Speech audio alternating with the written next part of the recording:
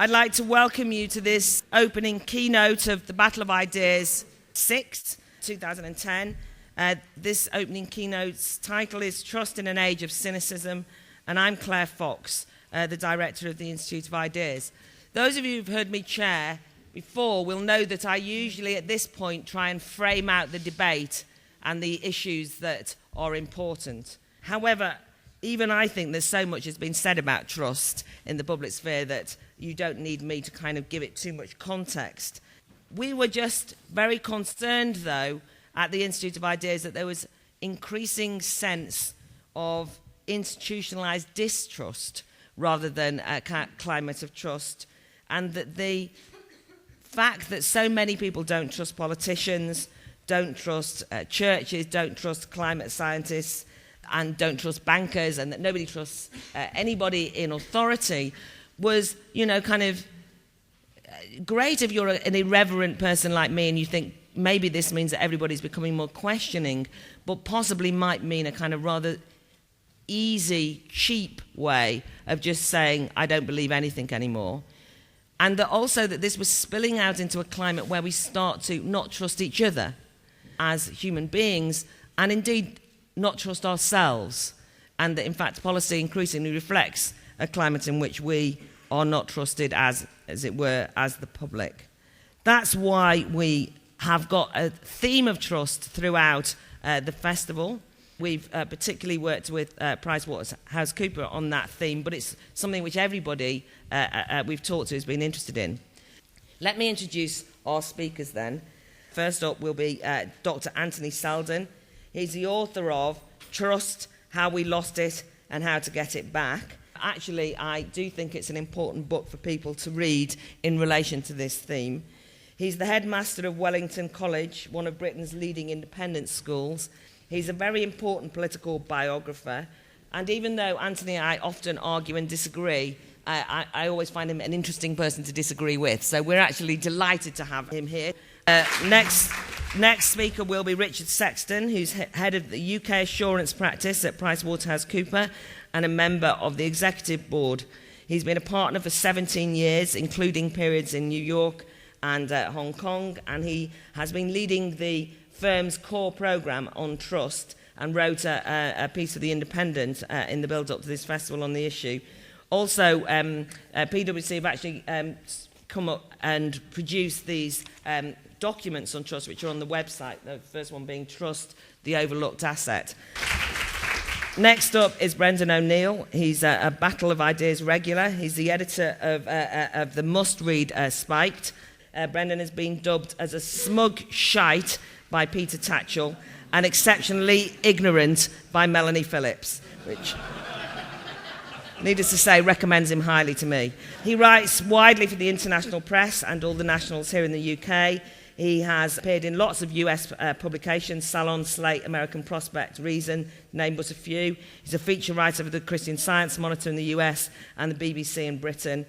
And he's the author of My Granny and 39 Other Eco-Dilemmas. Next we have Father Christopher Jameson, who is a monk at the Benedictine Monastery, Worth in Sussex, where he was abbot. Before that, he was headmaster of Worth School. He's the author of Finding Sanctuary and Finding Happiness. It's maybe a shame to say, and says something of our culture, that despite the fact that he's a very eminent leading member of the church, that he's best known for being on the telly in that programme, The Monastery, and has caused great excitement in my household. My mother, as we speak, is saying a rosary that all goes well on this panel. I think she's frightened I'm going to fall out and get excommunicated. She doesn't realise I already have been. But anyway, I think that the Pope's visit certainly raised a lot of issues around the issue of trust and Catholicism, and I know that Father Christopher was involved very much in that and dealing with some of the ways that the Pope's visit was sort of demonised almost and kind of raises a lot of issues on trust. And then finally, certainly by no means least, is Wendy Kaminer. Wendy has been over and spoken at the Battle on various occasions, come from America. I'm always delighted that she's here and always want her to come back. She's a lawyer and social critic. She's a free speech champion and civil libertarian in America. She's never frightened of controversy, so she's a former board member of the American Civil Liberties Union, the ACLU, but her latest book is Worst Instincts, Cowardice, Conformity in the ACLU. She's a correspondent at the Atlantic.com. She's on the board of the Secular Coalition for America. But the most important thing about Wendy is that she always brings an interesting twist to every debate that we've ever invited her to speak at. So can we welcome her here, Wendy Kaminer? We're delighted to have you. I was aware when I was doing the introductions that there might be a danger that I would kind of just say, okay, so we've got a member of the corporate world who nobody trusts. We've got a member of the journalist fraternity, and they're even more distrusted than anyone else, despite their kind of sanctimoniousness.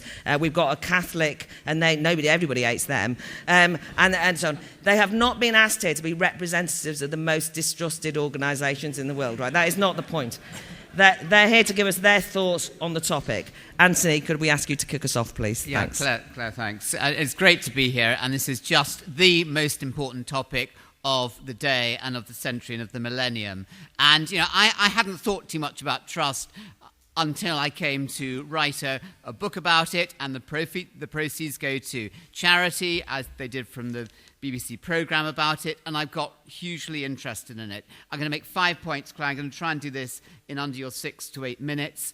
The first point is that trust levels have never been high. A lot of us look back to a golden age in the past when trust was amazing, when summers were warm, when grannies were grannies, and when we had a Labour government. And that was really Labour. And, unlike all those other things, trust, there never was a high era of trust.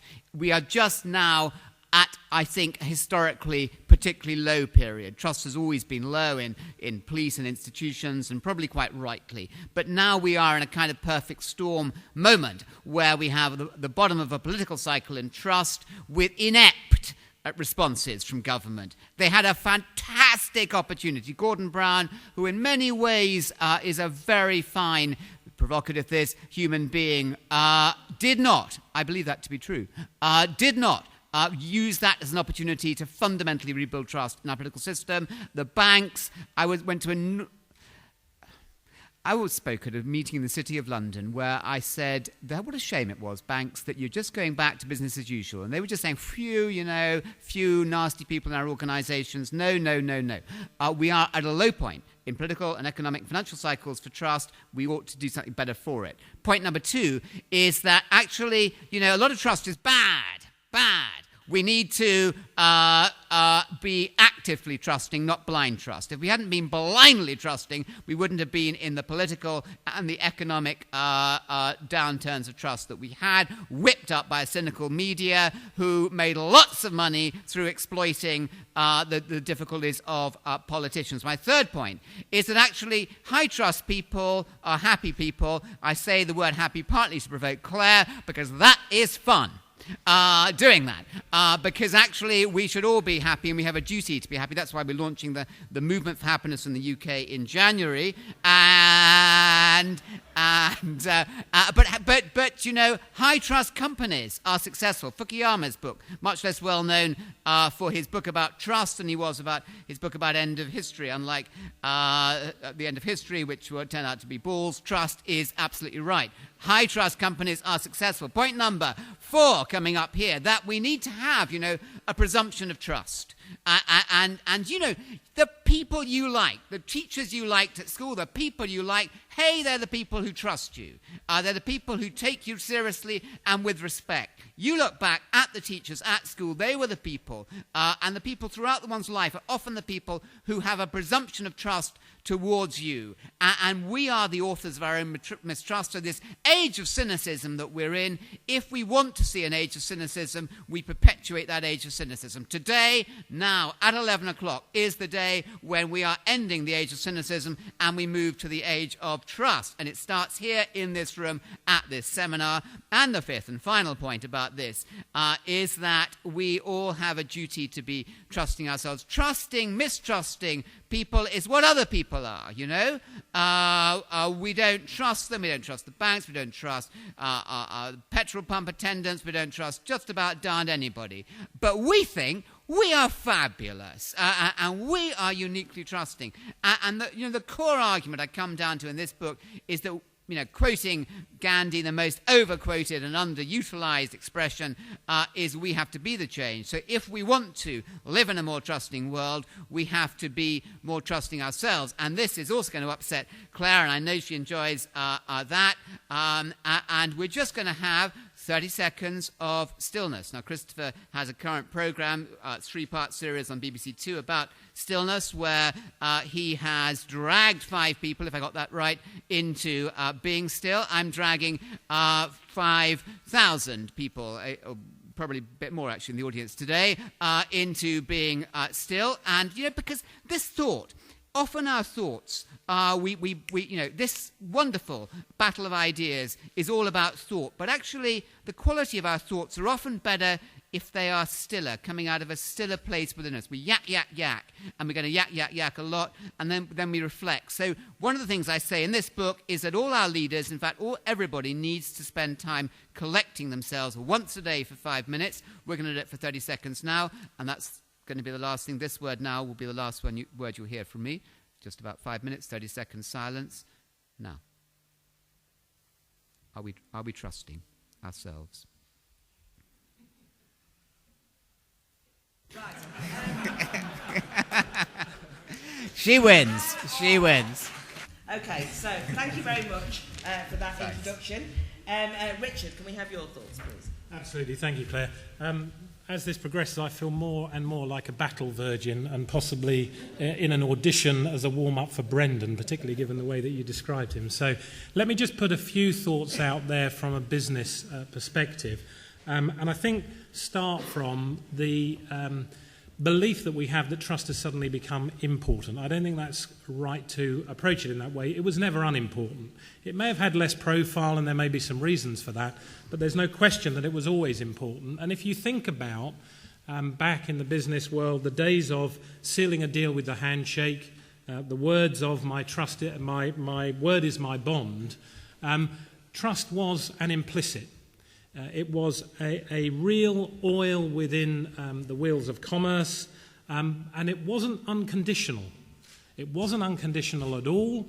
There were some very severe consequences for abuse of trust. It was done out of the public eye. It was done very quietly, but many organisations found themselves out of the trust closet and very quickly wither. So I think it's important to recognise that. The second thing I want to talk about are some of the conditions that we have, some of the very, very significant tensions around trust. Because it's easy to try and measure, it's easy to try and come up with solutions, but in a way, I think the thing that we've thought about more and more is this is about an environment you have to work in. And within that environment, there are a number of interactions. One of my colleagues always says, no interaction is neutral. It's either positive or negative. So the trust that you are now experiencing me as a businessman, as an accountant, as an auditor, dare I say, is either improving or declining. So I better keep going. But very importantly, the proliferation of rules and regulations. In my world, we have something like 3,000 pages of accounting literature that sets out our international frameworks. That's without the guidance notes. Now, just think about how trust exists within a world where so many rules and regulations are there to be followed. So much process is available. The law no longer sits as a matter of last recourse. It often sits as the first point of a negotiating position. So you're not relying on trust. You're not relying on the activities of individuals. You're relying again on something that has developed into being a very, very aggressive activity within what would otherwise be the building of relationships. There's an immediacy in the world today where a problem gets exposed long before a solution can be thought through. And that immediacy can wrong-foot people. It can make them look inept. It can make them look as though they're not capable of being trusted because they can't come with the answer. And probably the other, and maybe the most important tension, is this culture of blame. There must be someone to blame. In every conversation that you hear on the radio, who is to blame? Which of the parties involved should we blame? And therefore that must surely create a reluctance to enter into relationships unless I can be absolutely certain that that relationship won't put me at peril, won't put my reputation and therefore others' trust in me in jeopardy. So perhaps we've moved from a world, not a golden era, but a world where the premise was I will trust you until you give me a good reason not to, into a world where my question is give me a good reason to trust you before we even begin. So a very important factor, probably more tested today than ever. Why is business interested? Well, let me first talk about why am I personally interested. I mentioned I'm an auditor, so my role includes pretty much on a daily basis looking people in the eye and assessing whether I can trust what they're telling me, because that has a fundamental impact on the next step in the conversation. So if I don't have an ability to think about trust, if I'm not exploring the conditions around which and within which trust might flourish, my job is going to be pretty miserable, and I'm absolutely with Anthony about having fun. But then what about business generally? Isn't business always operating with self-interest? Well, the way I look at it, actually, the people you want involved in a debate are those who have an interest in it. Otherwise, it will be pretty sterile and somewhat academic. So we shouldn't be concerned that business has self-interest. What we should recognise is that in the world that we live in, we do need to create wealth. Precisely the form that wealth might take, we can debate, but there does need to be wealth creation, and corporates must play a very important part in that. So one does need to involve them, one does need to welcome them into these sorts of debate. As we put the great challenge on business, are we clear as to what a business purpose is? That's one side of the argument. Are we clear why trust is important in that business purpose and how we will engage an environment of trust to allow business to move that forward? Actually, I was described as heading our trust program. It's nothing of the sort. I don't believe in trust programs. I think they're destined to fail because every time you set up a program around trust, you're almost undermining it to begin with because it implies you've got some master plan as to how to create it. So I would prefer to position myself as helping to encourage thought around trust within our organisation and between organisations. I just want to make 3 points about areas which I think are particularly important and we might want to come back to. This point about corporate purpose is clearly incredibly important. There has to be a clarity around what business's role is, and you can't just impose that on business. It's got to be through collaboration and agreement, and it has to be more than a slogan. And it must be believed within the organisation. A purpose is not created by words, it's created by the way you behave, which links very neatly to the second important aspect, and we will use the word authenticity. A consistency of words, behaviours, actions.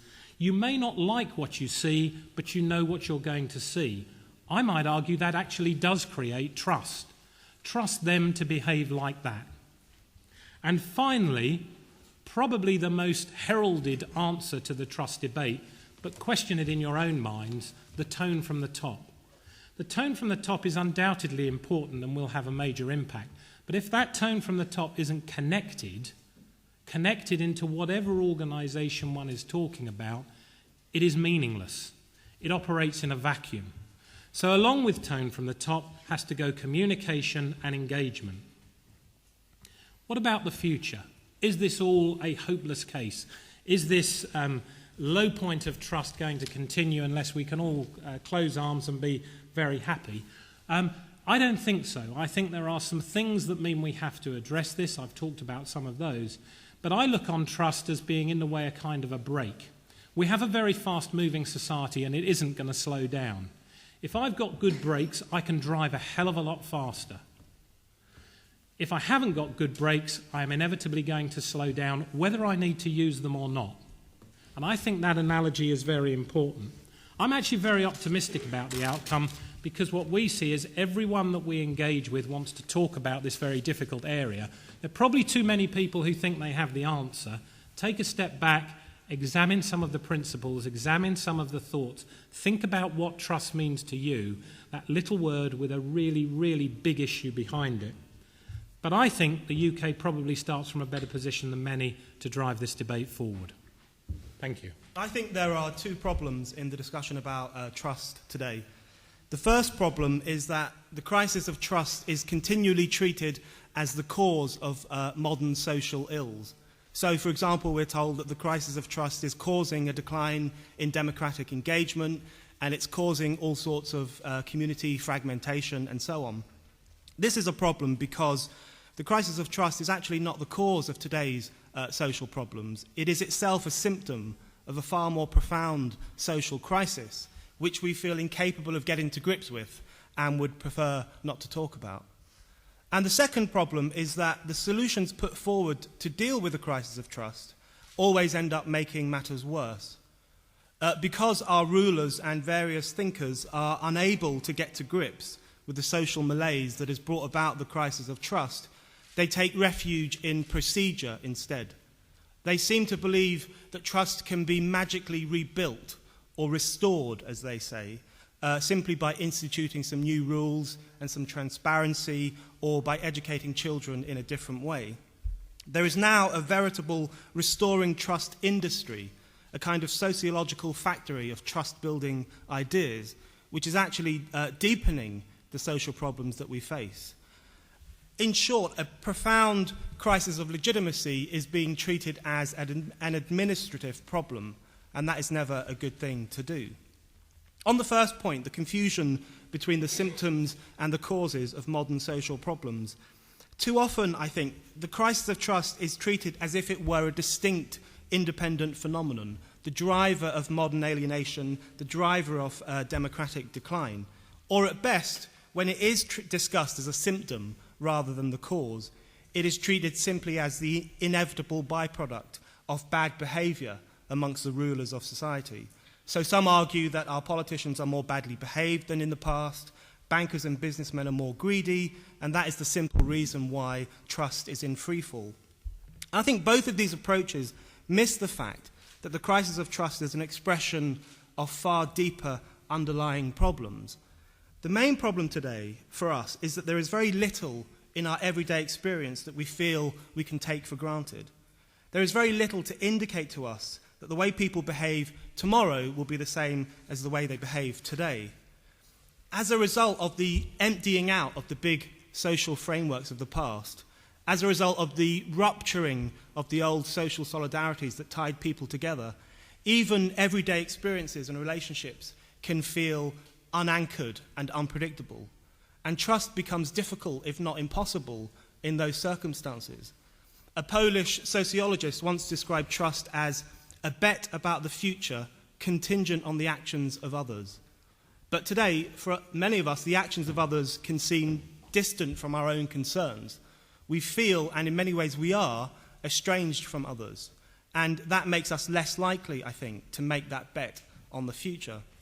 So the crisis of trust really springs from the very serious withering of social bonds, from the demise of local or social or political networks that once brought people together. And the important thing about those networks, whether it was trade unions or political parties or churches or whatever else, was not only that they brought people together into the same physical space, but they also gave meaning to our everyday social experiences. We knew what we had in common with other people. We understood why people behaved as they did. We could see who was like us. And I think today that is a great deal more difficult, which is why the crisis of trust actually does not only apply to politicians and bankers, but it applies across almost every level of society. You know, many trust theorists focus on the lack of trust for political leaders and businessmen because I think they find it difficult to face up to the fact that many of us no longer trust adults to look after children. Many of us no longer trust our neighbours. Many of us don't trust strangers. The crisis of trust is a symptom of a profound sense of existential insecurity, which is why, bringing me to my second point, the restoring trust industry is worse than useless. It's actually deepening the crisis that we face today.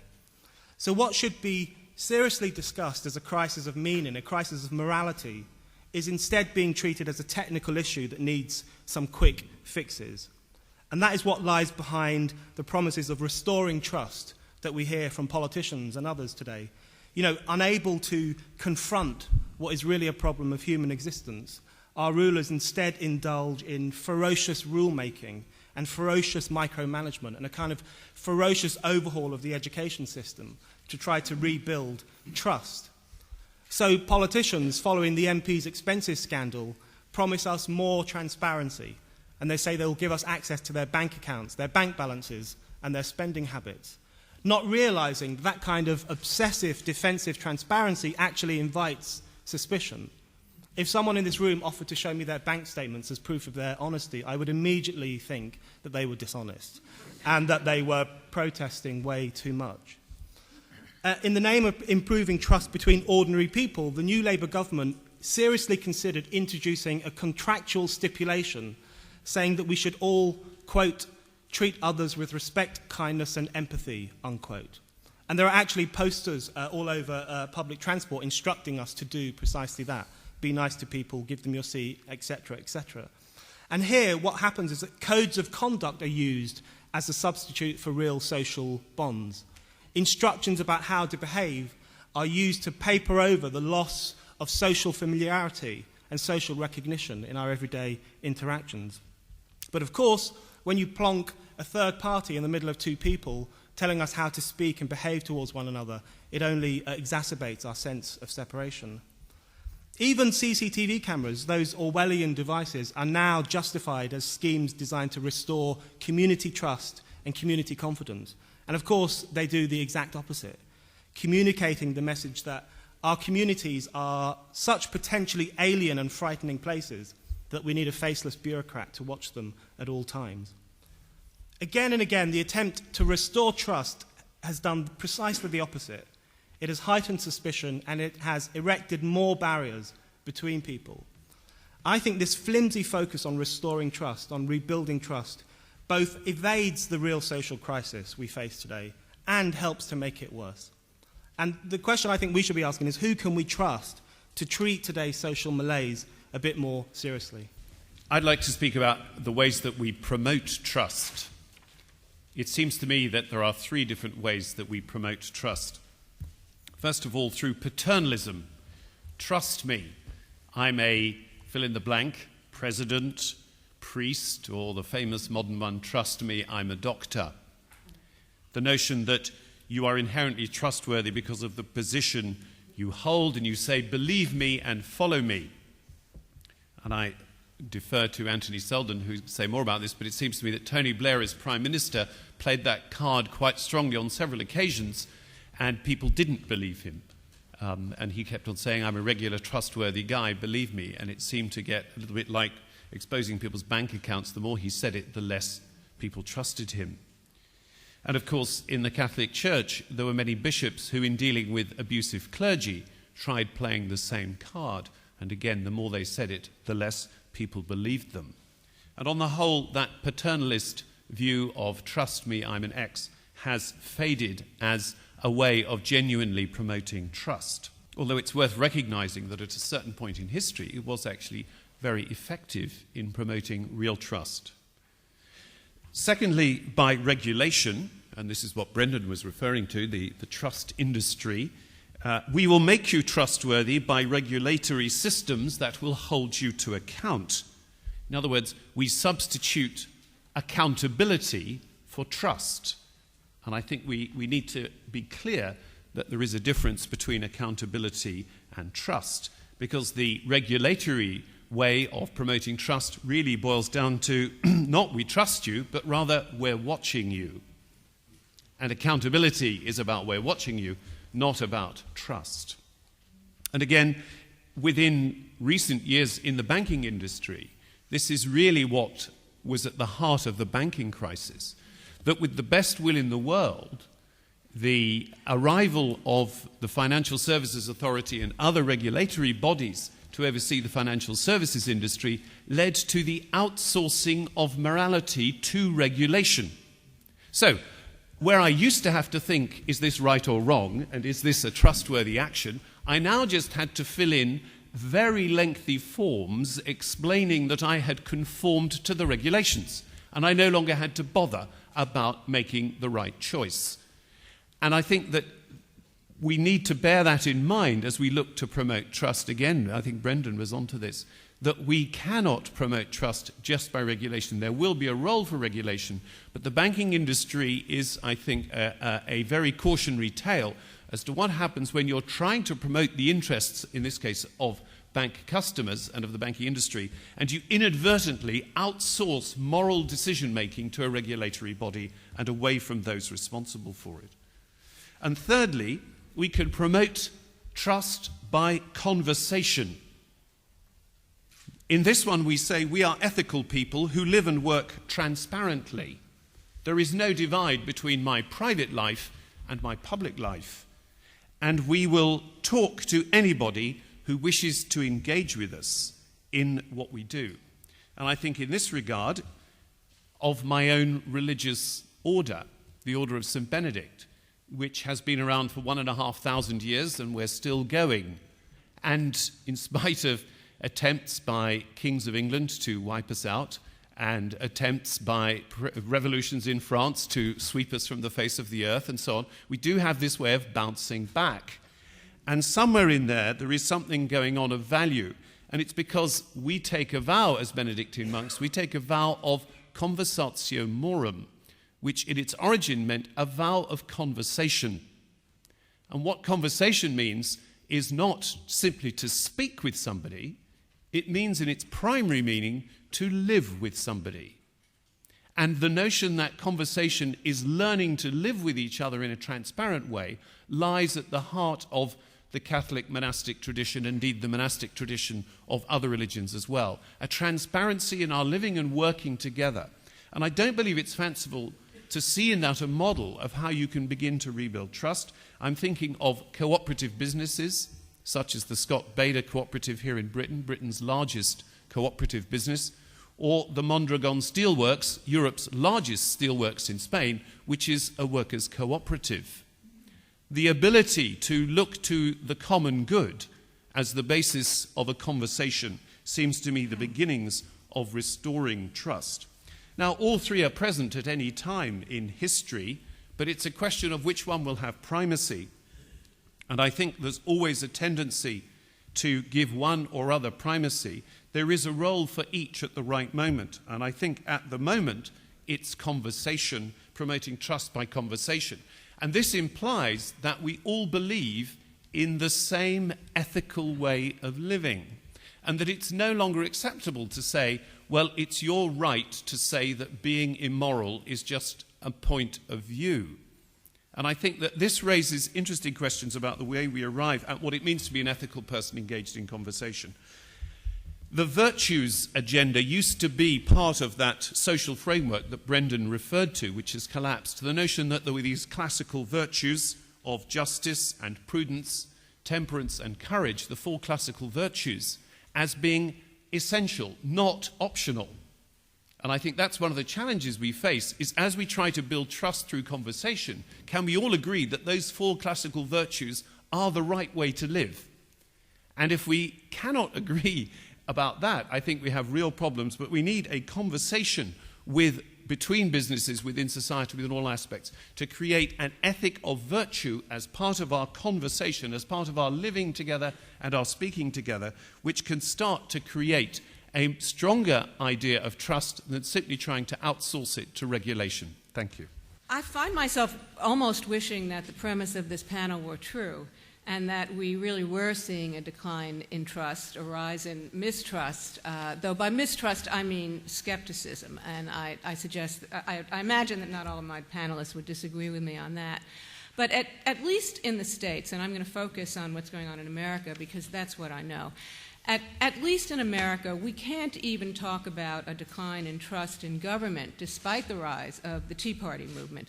Because the Tea Party movement, for the most part, either supports or ignores this incredibly expansive, intrusive national security state that spies on all of us, that assumes the power to summarily detain and torture and even assassinate people.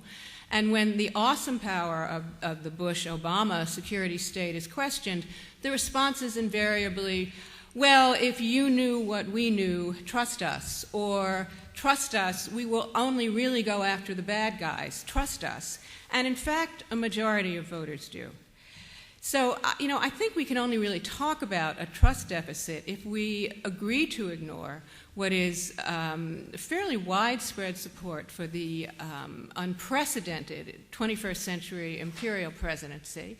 We would also have to ignore gross inequities in the criminal justice system.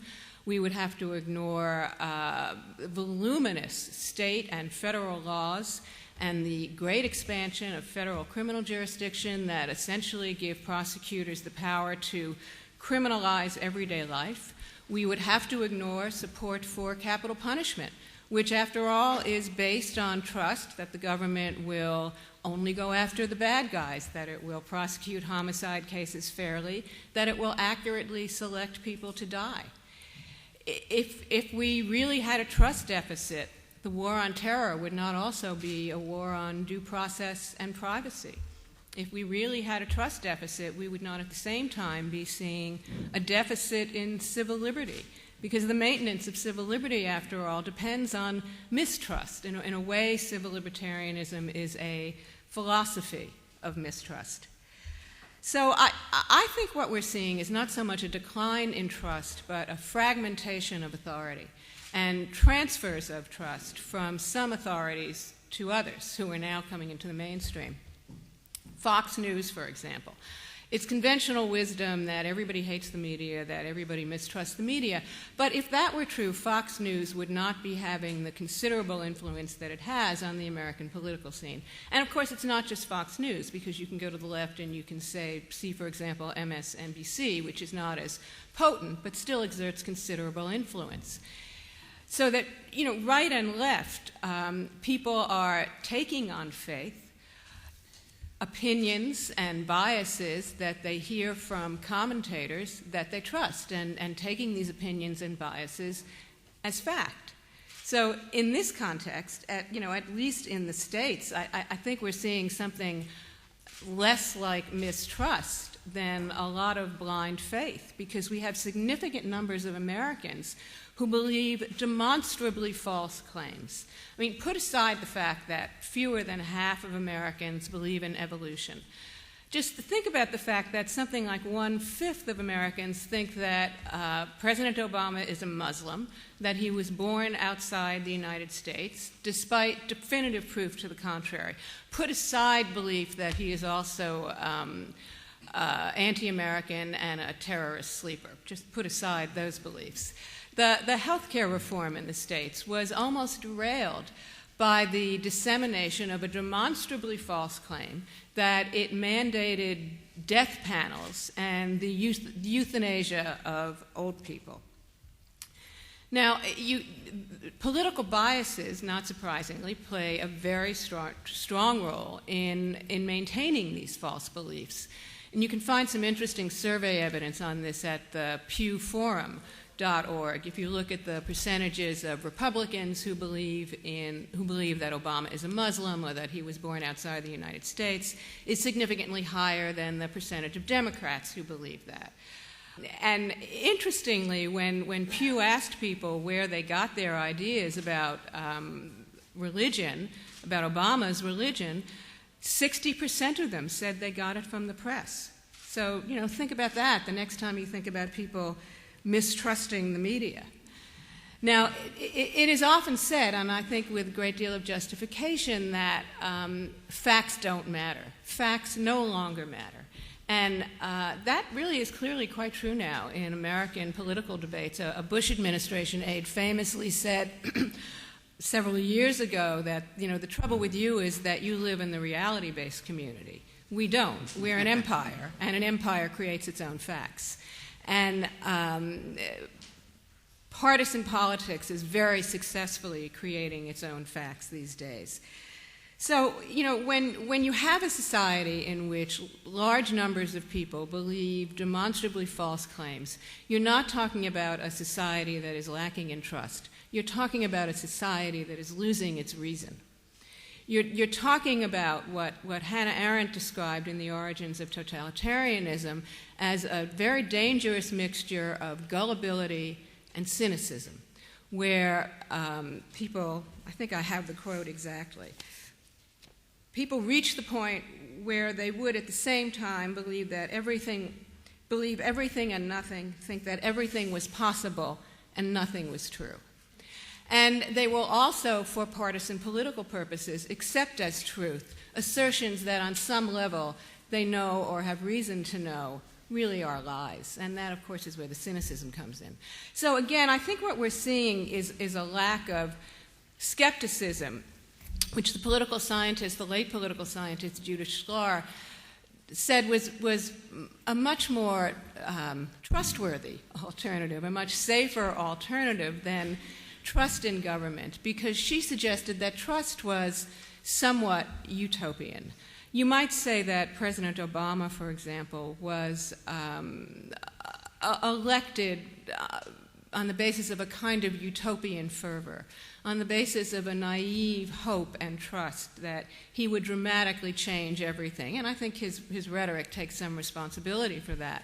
But that trust and that hope very quickly dissipated, partly because of economic conditions, high unemployment, and partly because it could never stand the test of economic and political realities. So trust is treacherous. And when it's broken, it can lead to nihilism. And I fear that that's where we're headed today. Thank you. Just quick fire things to the panel to kind of get them talking to each other before I go out to the audience. Anthony, if I could just start with you. I was actually wanted to talk to you about the political class, because despite what Wendy's just very convincingly argued there, I think it was President Obama made the point in his State of the Union address. We have to recognise that we face more than a deficit of dollars, we face a deficit of trust. And there's a sort of sense in which there is a lack of trust in politicians that you're familiar with. And I know that you've got sort of some views on the fact that maybe character rather than conviction is what we're asked to trust people on. I just wondered if you kind of just, because you've obviously done all the political biographies, why now are politicians so distrusted? Is it because they're all liars, or is something else going on? Well, the simple answer is, Clara, I don't know, and I don't think that anybody knows, though some people think they know, but they don't really know. I wonder whether we trusted William I anymore, or whether we trusted George Washington, President Washington anymore. We do tend to look back, don't we, to an era where we trusted Disraeli or Gladstone. Who? I mean, in Churchill, supposedly everyone trusted him in the war, didn't they? They hated him after the war, they liked him in the war, but, there's fantastic mass observation data at Sussex University that shows the deep cynicism about the Churchill government and about, whether he was really trustworthy. So I'm questioning that assumption whether people are now less trustworthy. To the extent that they are, I think it is significantly their own fault and the fault of others and the fault of ourselves. Very quickly, it's their own fault because they've overpromised. I mean, taking Christopher's point there, we never trust anybody. And Brendan made the point too, who says trust me. I'm an honest kind of guy. Well, bullshit. I mean, why are we going to trust anybody who says it's that on their own self-evaluation? So I think that politicians are hung on their own petard because they've made these ridiculous promises and expectations to get our votes which are unfulfilled. I think the media have every reason to want to probe mistrust and to show the abnormal as normal and the irregular, and to see the bad side of people, because it sells newspapers, it sells space, it sells time on television. And thirdly, we ourselves, because we license out our trust to other people. What actually matters, all that matters in this room today, is whether we're trusting. Whether people trust us as sisters, as brothers, as mothers, as children, as colleagues, as friends. Are we actually trusting? Are we fundamentally honest and decent?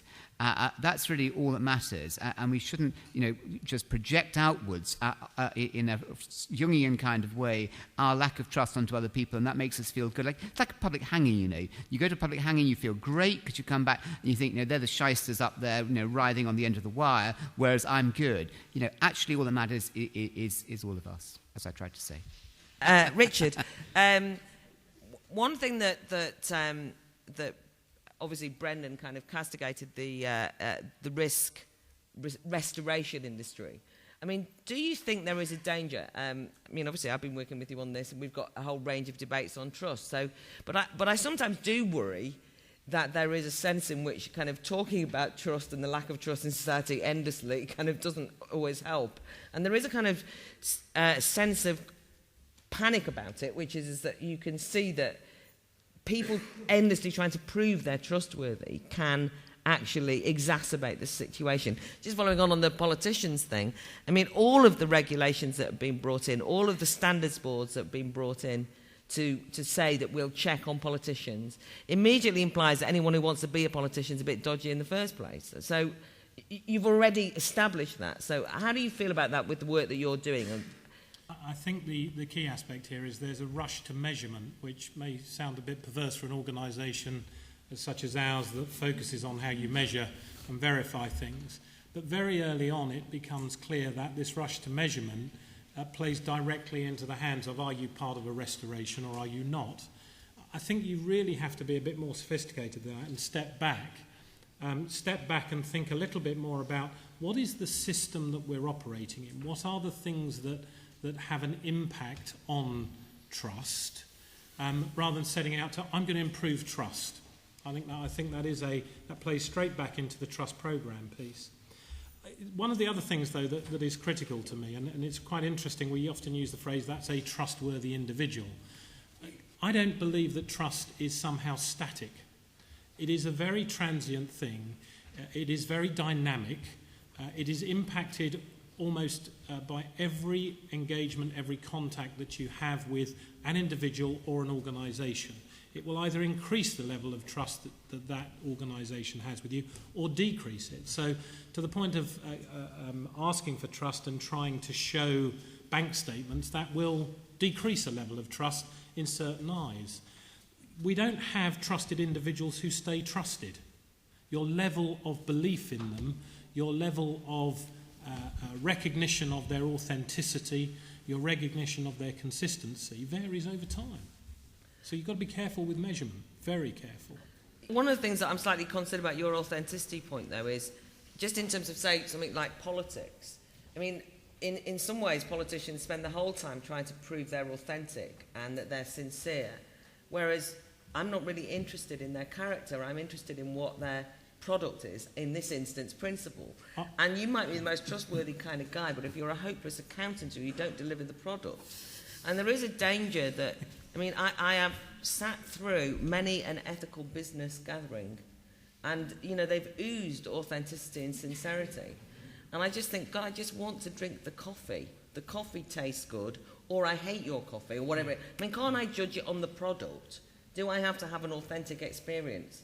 When I use the word authenticity, it's in a very broad sense. So I absolutely agree with you. Trying to be sincere and somehow wringing my hands does not do it. Authenticity is much more than about words. It's about actions. It's about the way you behave on a consistent basis. And that is why language can be so challenging, can't it? And we have to be clear when we're talking about particular things. But that's why that word authenticity, in the way that I'm trying to use it, is much, much broader than the way that you just characterised it, Claire. I have this problem as well, because I do, or I recognise a lot of what you say, because I know that the lack of trust, or what is called a lack of trust, can often be, as I in fact indicated, can be the end of deference. And there are some aspects of that which are, there are some things, even though you're saying it's not there, I actually think some of the scepticism is quite healthy. You know, I don't want everybody to just take on blind faith everything all the time. Obviously, it'd be a peculiar, conservative response. But, for example, if you go to the doctor, I mean, that kind of joke, trust me, I'm a doctor, there is something in it, which is that I do want to go, hello, I'm the patient, can I trust you? You're the doctor. You might know more than I do. And the fact that these days people go to the doctor and say, hello, you're the doctor, I don't trust you, what are you up to? But I've Googled this and I've now discovered this about my friends have told me this, and I'm worried that you lot are all in a secret conspiracy working for the pharmaceutical industry to poison me with your medicines. And I mean, God. No, but there is a kind of paralysis. But there's a potential paralysis, but where it's not skepticism. And in a way, that was a little bit what you were saying about a kind of cynical... it's kind of faith in anything but the person you might want to have faith in and trust in. It's this combination of gullibility and cynicism, and I think that people, first of all, let me say at the outset that all of these generalizations that we're making here are going to be partly untrue. And whenever you preface a sentence with the word people, you know that the sentence is going to be, in either small or large part, quite untrue. But, all we can do here is generalize. And my sense is that people will trust the people who seem to share their views, the people who say, as a lot of politicians are saying in the States right now, trust me because I'm like you. And so when they get caught in some misconduct, some act of misconduct that they really can't ignore, some gross lie that they can't ignore, some gross area of ignorance that they can't deny, when a candidate is asked to name the 3 branches of government and he can't do it, or is asked to name a Supreme Court case and he comes up with one from the 19th century as the most recent Supreme Court case he can name. And their defense to that is, well, I'm like you. And that's working quite well now in the States. And I think that that's why it's even hard to generalize about mistrust in politicians, because the problem is that people will put blind faith in the politicians who they think share their biases or are like them, and will approach the politicians who they think don't share their biases or are not like them with this completely unreasoned, I don't even want to call it mistrust, because it's something more extreme than that. As for going to the doctor, I think you should always be skeptical when going to the doctor, or skeptical when going to anybody. But what you're describing, Claire, is something a little different. You're describing is people approaching their doctor, or people approaching somebody for an essential service, not with skepticism, but with outright hostility, and with an assumption that you're acting out of self-interest, not out of my interest. And obviously that's quite counterproductive. But I think what we need to do is be rather agnostic in our approach to people. And I'm talking now about public life or public relationships. I'm not talking at all about, we're not talking about private life, where trust is very different and important in very different ways. But if I go to a doctor, I go, obviously I'm going to a doctor that I've chosen because I have some reason to think that he or she is trustworthy, but I'm still not going to sit there and blindly accept everything that's said, especially if something about it sets off an alarm. And I think that's what it means to be skeptical. Can I just take another minute to add a couple more comments? As I was listening to Brendan and others talk about the problem of overregulation, which I think really is a problem, I want to add to that we have, at least in the States, we have a combination of excessive regulation, badly enforced, on the one hand, and on the other hand, really no accountability, which is a terrible combination, because if you're going to have a lot of regulation, it ought to be intelligently enforced, and you ought to have real accountability. So we have both lots of regulation and just a little bit of accountability, and that's a very bad combination. And, of course, the glaring example of that is virtually no accountability for torture, virtually no accountability for the gross illegalities of the war on terror. And there was a decision by the Bush administration, and there's been a decision by the Obama administration for political reasons, not even to try to hold people accountable for torture. When you say, trust me, I'm a doctor, or when you say, trust me, I'm a Catholic priest, then obviously, and people like me say we should have, it's great when people trust each other and so on and so forth. And I defend the notion of behind closed doors, and I'm very worried about the demands for transparency.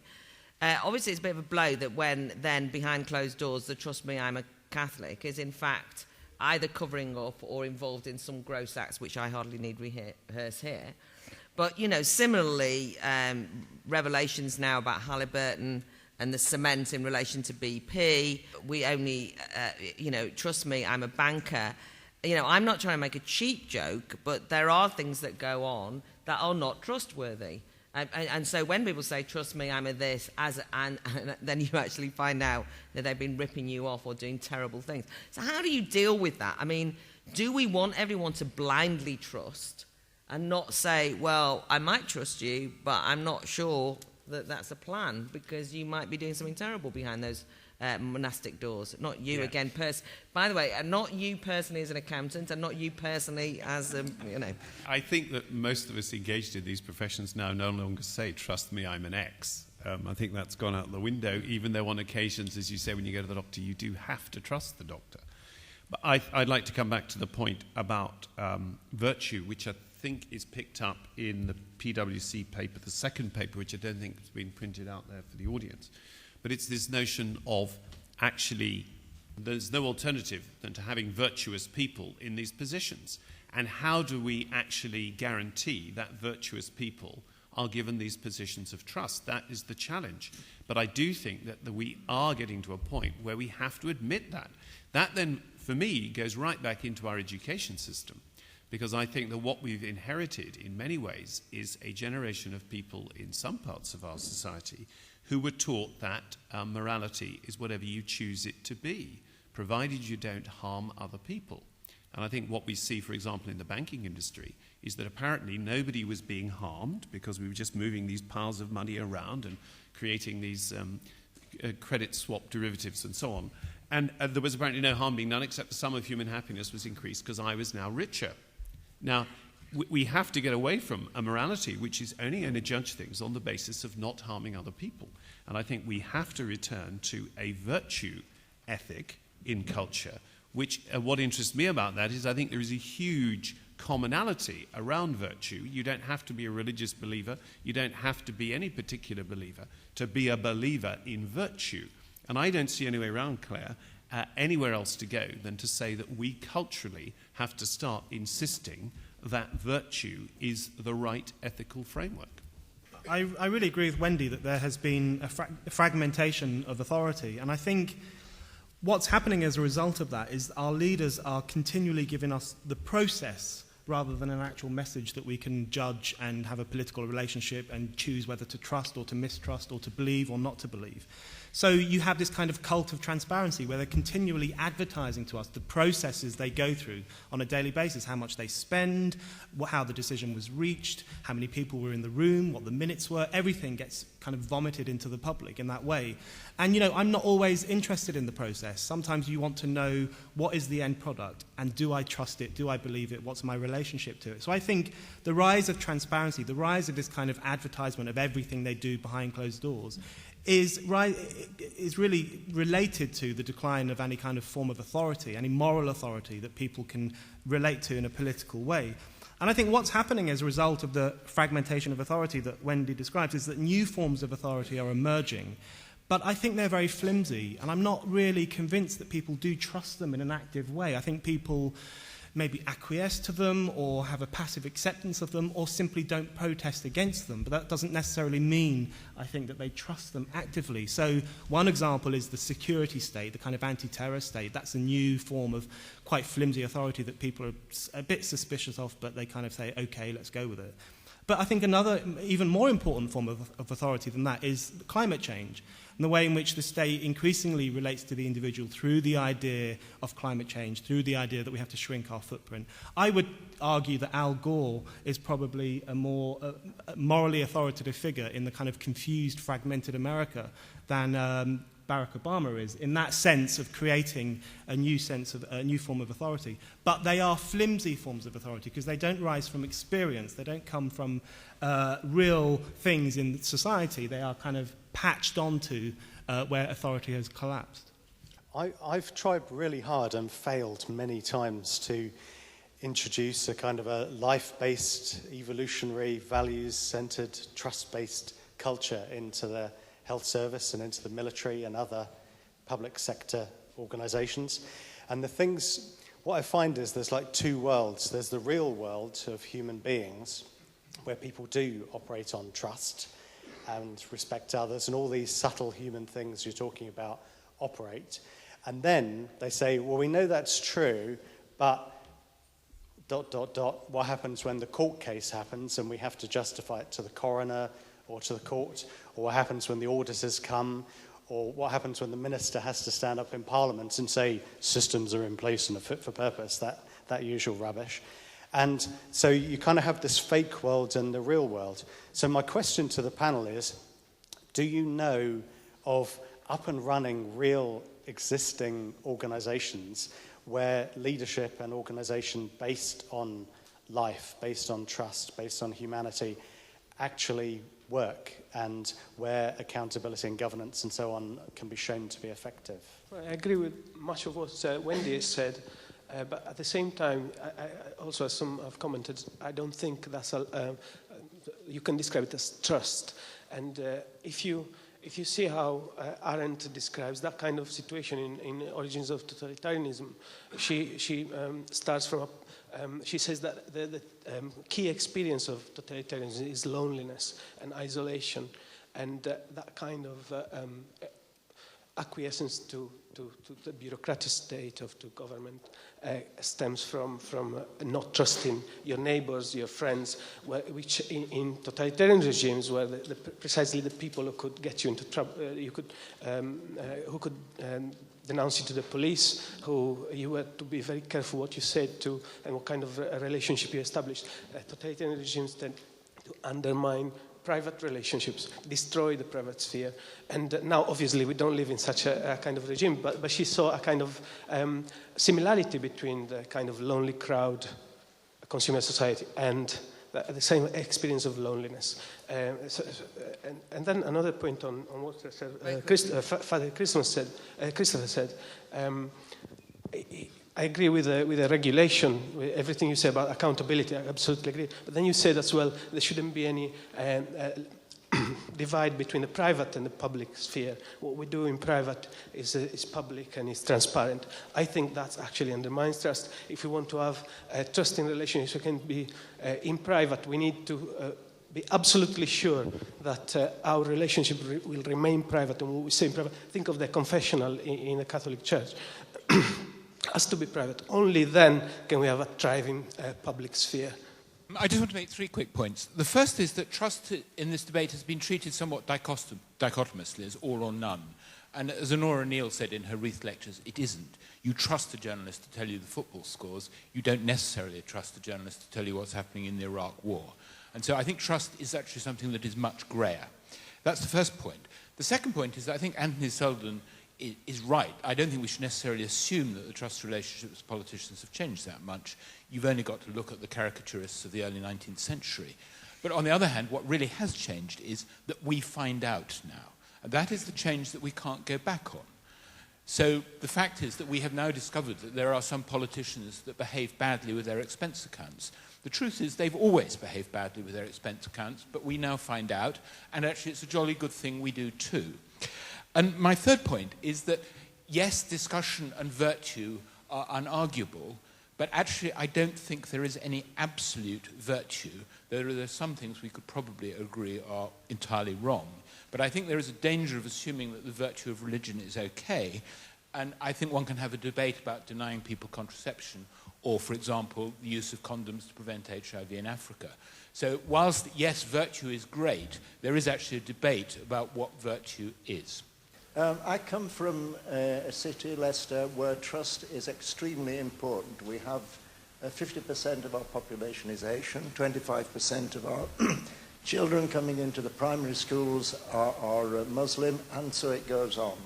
So that we have to talk to one another. I was at a meeting yesterday where Lord Carey was complaining about aggressive secularism wishing to take over. I myself could complain about the structural discrimination against secularism.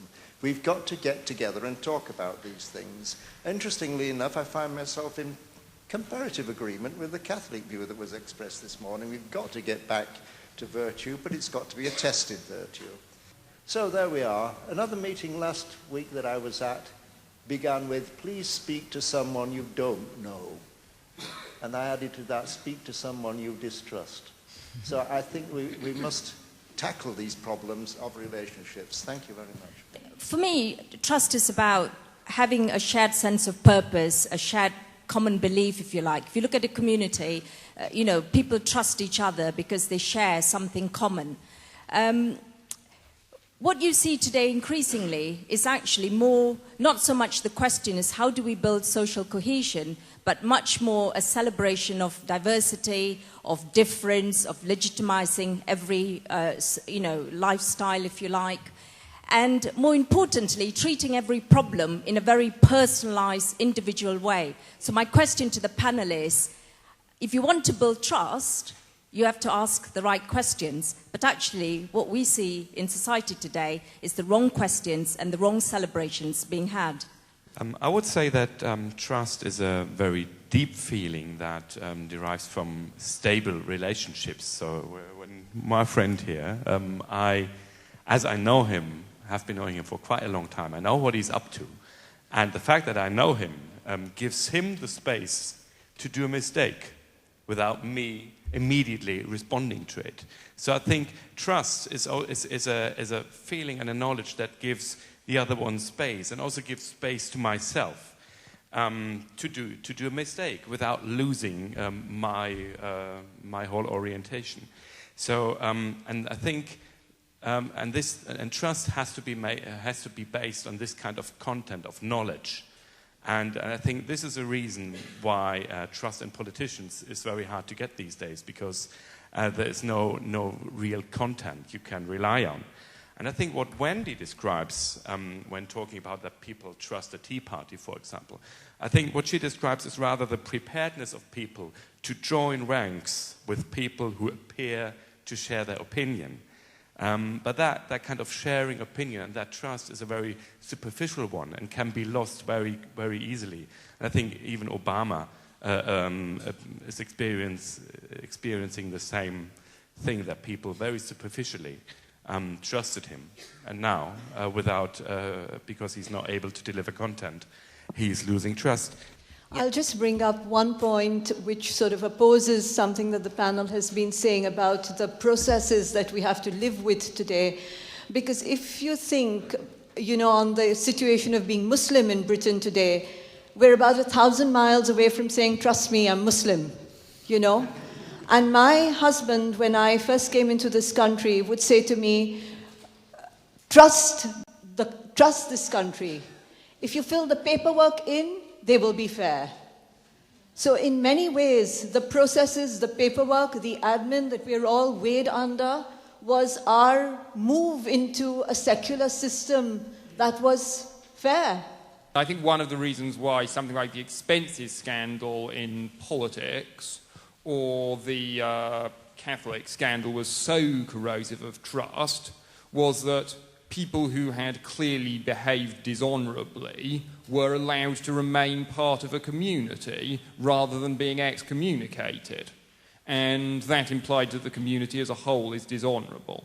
Because the other part of the honour code is not just that we do not lie, cheat or steal, it's that we do not tolerate among us those who do.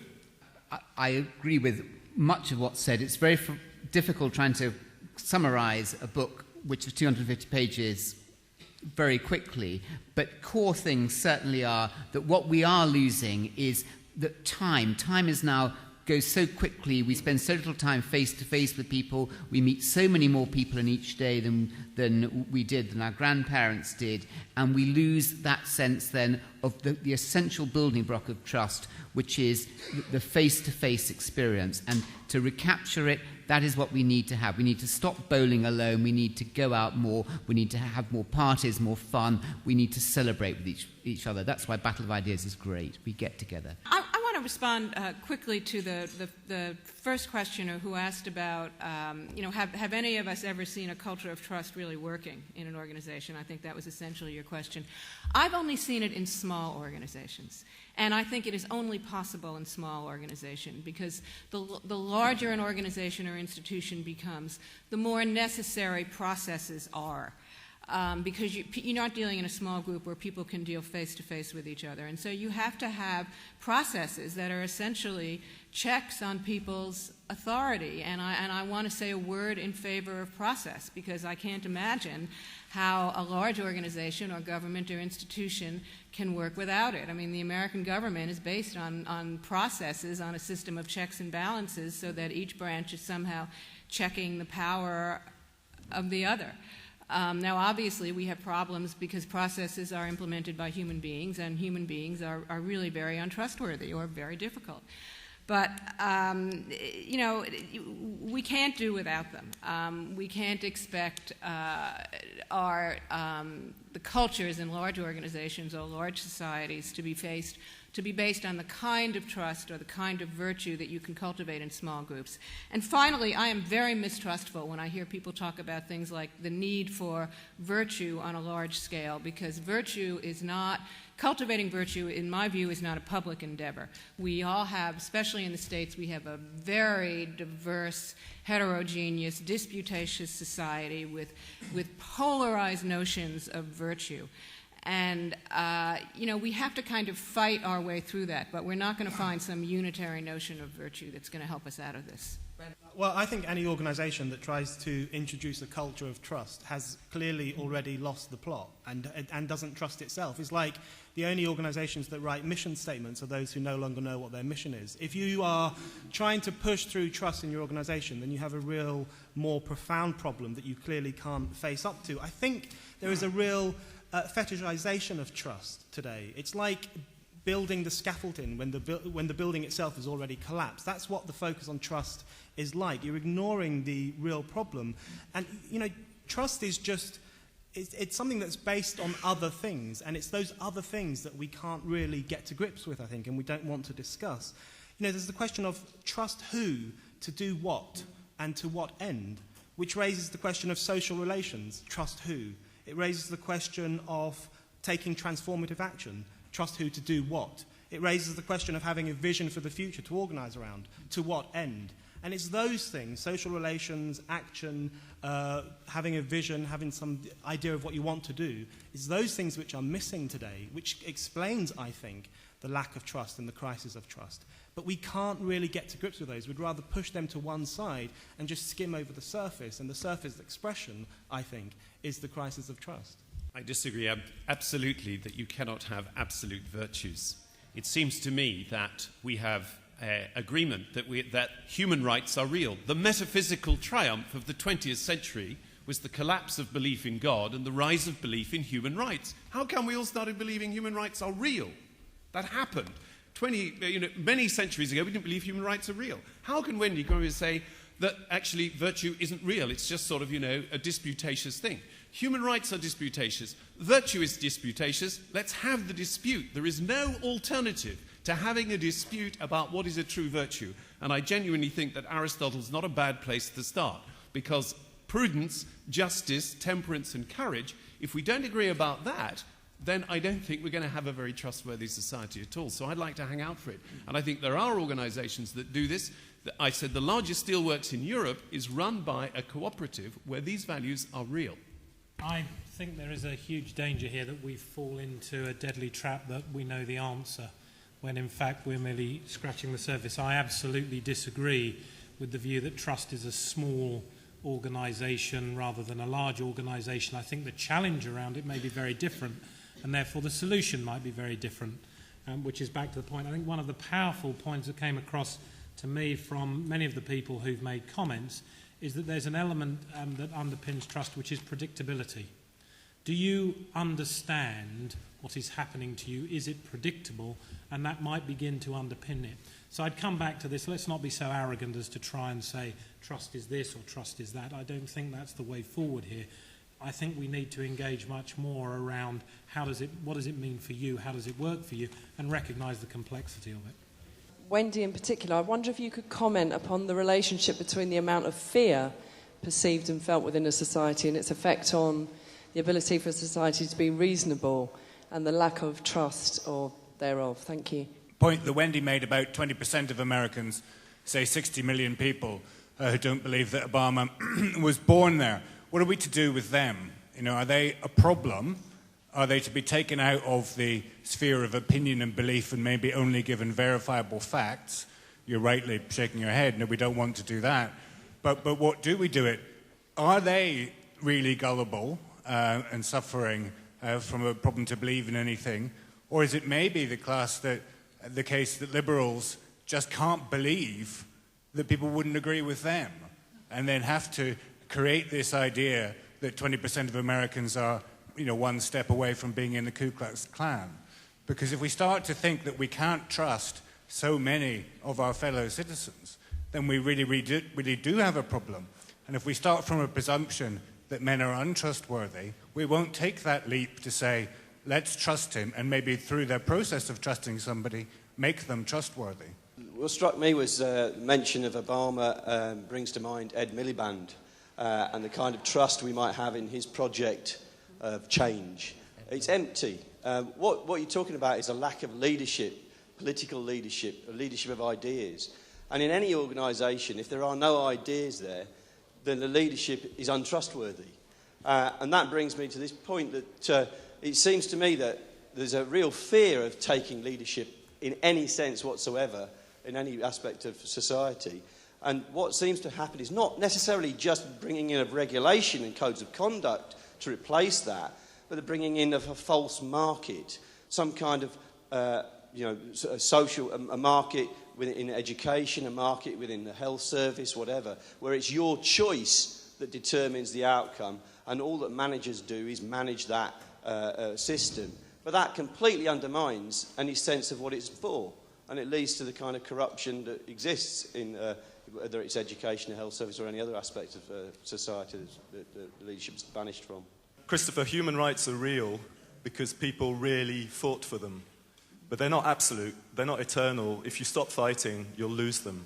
Wendy, I don't think people in America necessarily trust their leaders. Like you suggested at the beginning, you said, the leaders say, if you knew what we knew, trust us, and the people clearly do. I think disinterested disengagement takes the same form as active support, but actually you'll only know the difference when it's too late.